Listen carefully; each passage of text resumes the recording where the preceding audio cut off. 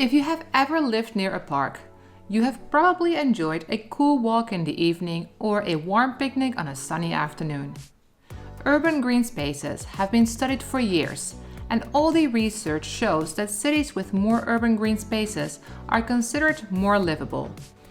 According to research, urban green spaces, such as parks, playgrounds, and residential greenery, can promote mental health and physical health, and reduce morbidity and mortality in urban residents by providing physiological relaxation and stress alleviation, stimulating social cohesion, supporting physical activity, and reducing exposure to air pollutants, noise, and excessive heat. Hello and welcome to my channel. My name is Yvonne and I am on a journey to sustainability and conscious living. In my last video, I talked about urban gardening and some of the benefits of having plants in your home. In this video, I want to talk about urban green spaces and some of the benefits of having plants in your city. I also want to look at my city, Beijing, and answer the question, does Beijing have enough green spaces? Let's first start with what urban green spaces are and how they can benefit residents in a city. Urban green space is defined differently based on which research paper you are reading, but in general it refers to parks, forests, playgrounds, and other green spaces within a city. And the World Health Organization defines this as all urban land covered by vegetation of any kind. As you can see, it can get pretty broad, but most people think of public parks, lakes, forests, and playgrounds when defining urban green space in their city. Now that we have a better idea of what green spaces are and how people define them for the city, let's have a look at the benefits of having green spaces and how much green space a city should have for its residents.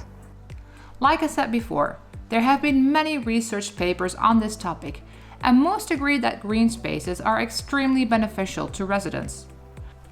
According to a paper on NCBI, urban green spaces provide environmental benefits through their effects on negating urban heat, offsetting greenhouse gas emissions, and mitigating stormwater.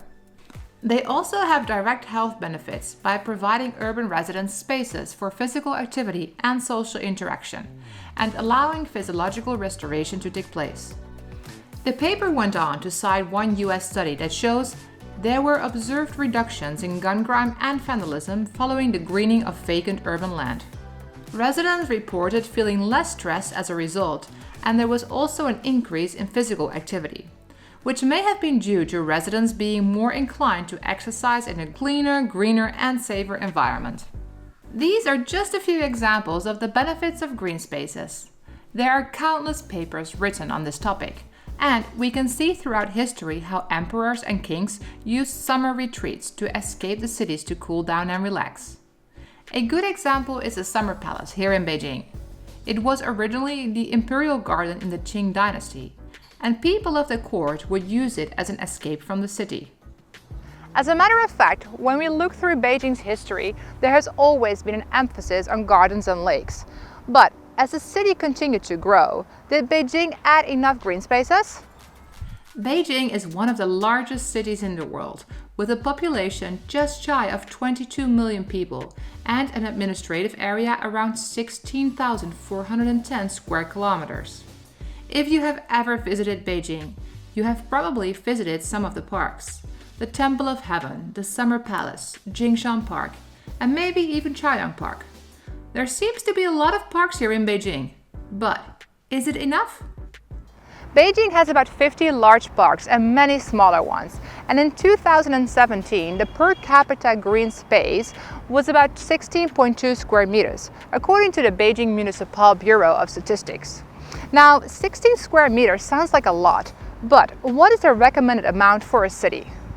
The World Health Organization recommended the availability of a minimum of 9 square meters of green space per individual, with an ideal urban green space value of 50 square meters per capita.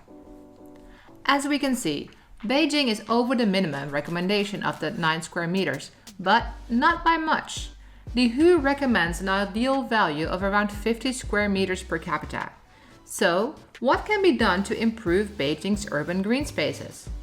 According to the most recent statistics I could find, Beijing invested around 35 billion renminbi or 5.3 billion US dollars in 2019 into gardening and greening efforts.